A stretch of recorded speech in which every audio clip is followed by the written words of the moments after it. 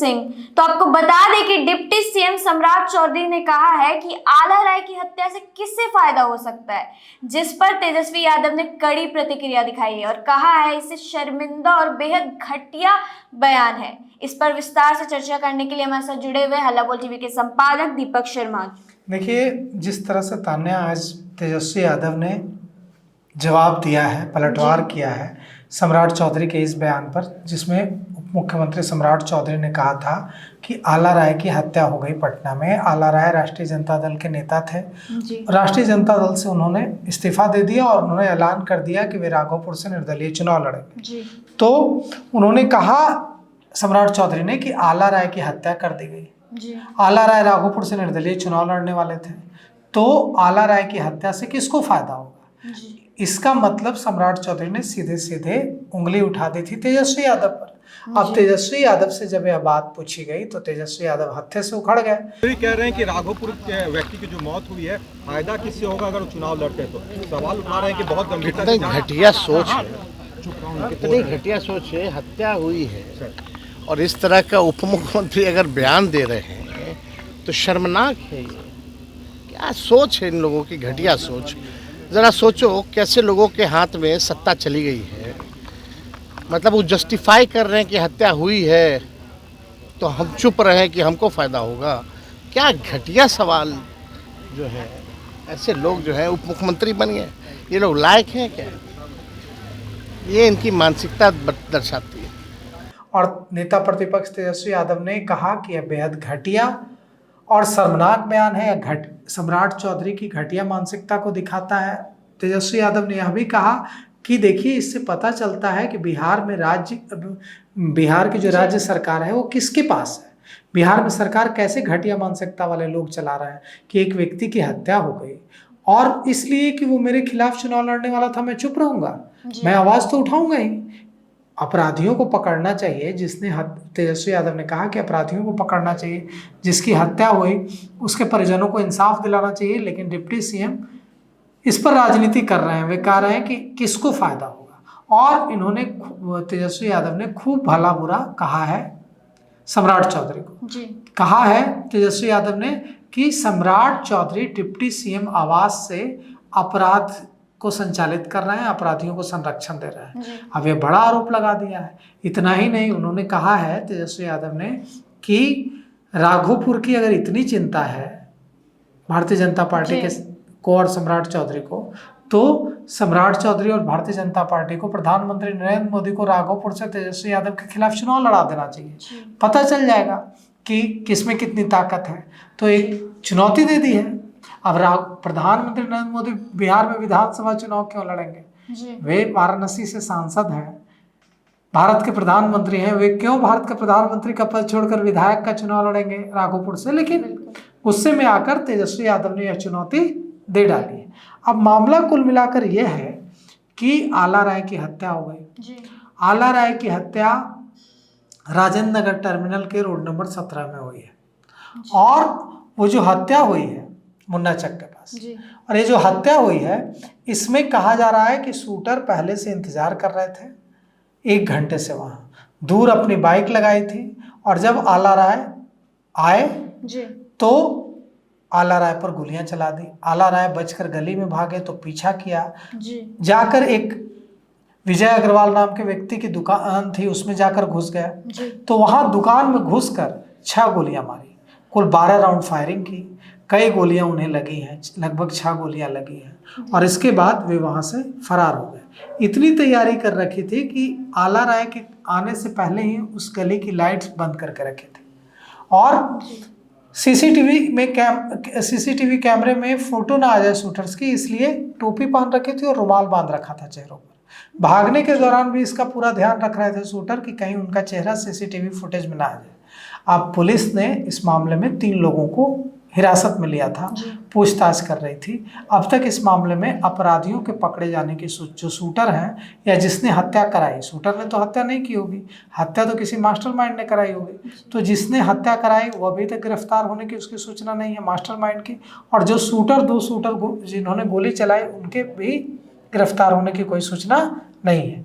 इसी बीच deputy CM सम्राट चौधरी का बयान आता है कि या जो हत्या हुई है, जी इससे किसको फायदा होगा? राघोपुर से वे चुनाव लड़ते तो किसका वोट कटता? जी तो इस अब यह सीधे सीधे आला राय की हत्या में उंगली, तेजस्वी यादव पर उंगली उठाने जैसा है कि चूंकि आला राय ने ऐलान कर दिया था कि हम राघोपुर से चुनाव लड़ेंगे, इसलिए उनकी हत्या हो गई, इसमें तेजस्वी यादव का हाथ हो सकता है। सम्राट चौधरी यही इशारा कर रहा है, इस पर बहुत गर्म हो गए हैं तेजस्वी यादव, और उन्होंने कहा है कि सम्राट चौधरी ने यह पूछा है कि इस हत्या से किसको फायदा होगा। यह शर्मनाक और डिप्टी सीएम की सोच को बेहद कितनी घटिया है इसको दर्शाता है। उन्होंने कहा है तेजस्वी यादव ने कि सत्ता में बैठे नेताओं की मानसिकता बताती है कि वे किस तरह की सोच रखते हैं, और उन्होंने मांग की है कि जो आला राय की हत्या के दोषी हैं उन पर कड़ी कार्रवाई हो और आला राय के परिवार को न्याय मिले। इतना ही नहीं, उन्होंने कहा है कि ये सारी जो चीज़ें हो रही हैं बिहार में, वो सिर्फ मुख्यमंत्री पर उन्होंने आरोप लगाया कि मुख्यमंत्री ने नीतीश कुमार के राज में बिहार की सड़कें खून से लाल हो चुकी हैं, रंग गई हैं, और उन्होंने कहा कि ये लोग, प्रधानमंत्री आ रहे हैं 15 सितंबर को, अमित शाह आएंगे, ये सारे लोग सिर्फ इसलिए आ रहे हैं कि चुनाव है, चुनाव के बाद ये लोग फिर बिहार को भूल जाएंगे। और नेता प्रतिपक्ष तेजस्वी यादव ने कहा है कि बिहार में अपराध चरम पर है, बिहार की सड़कों को लाल रंग से रंग दिया गया है। तेजस्वी यादव ने खगड़िया के अलौली के विधायक के ड्राइवर की हत्या को भी मुद्दा बनाया। उन्होंने कहा कि खगड़िया के अलौली के हमारे विधायक हैं, उनके ड्राइवर की हत्या कर दी गई है, और हमें अभी अभी सूचना मिली है और हम मांग करते हैं कि इस हत्या में जो भी अपराधी संलिप्त हैं और जिन्होंने भी हत्या कराई है उनके खिलाफ सख्त से सख्त कार्रवाई हो। उन्होंने सीधे सीधे डिप्टी सीएम सम्राट चौधरी पर आरोप लगा दिया है कि डिप्टी सीएम सम्राट चौधरी के आवाज से अपराध को गति दी जा रही है, अपराधियों को मदद की जा रही है, और उन्होंने कहा कि यह सरकार भ्रष्टाचार में पूरी तरह से डूब चुकी है।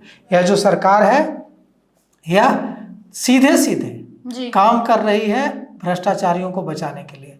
उन्होंने कहा कि देखिए कैसे इंजीनियर्स के घर से, शिक्षा विभाग के अफसरों के घर से बंडल के बंडल, झोले के झोले नोट निकल रहे हैं, और इतने नोट निकल रहे हैं कि उस मशीनें थक जा रही हैं उनको गिनते गिनते, और भ्रष्टाचार भी पनप रहा है और अपराध भी पनप रहा है, और जेडीयू और भारतीय जनता पार्टी इसका ठिकरा विपक्ष पर फोड़ना चाहती है कि विपक्ष जब भी अपराध होता है तो उसका ठिकरा विपक्ष पर फोड़ दिया जाता है। उन्होंने जो सवाल उठाए हैं, देखिए आला राय की हत्या हुई है, आला राय ने ऐलान किया था कि राघोपुर से वे चुनाव लड़ेंगे निर्दलीय, लेकिन अगर पुलिस के पास या सरकार के पास ऐसी कोई सूचना है कि आला राय की इसीलिए हत्या कर दी गई क्योंकि उन्होंने तेजस्वी यादव के खिलाफ चुनाव लड़ने का ऐलान कर दिया था, और अगर वे चुनाव लड़ते राघोपुर से तो चूंकि वे भी यादव थे तो तेजस्वी यादव का वोट काटते, और तेजस्वी यादव का वोट काटते तो इससे तेजस्वी यादव को नुकसान होता चुनाव में, तेजस्वी यादव चुनाव हार सकते थे। अगर इसकी सूचना है तो पुलिस को कार्रवाई करनी चाहिए। जी बिल्कुल, लेकिन निश्चित रूप से इस तरह की राजनीतिक बयानबाजी से तो फायदा नहीं होगा।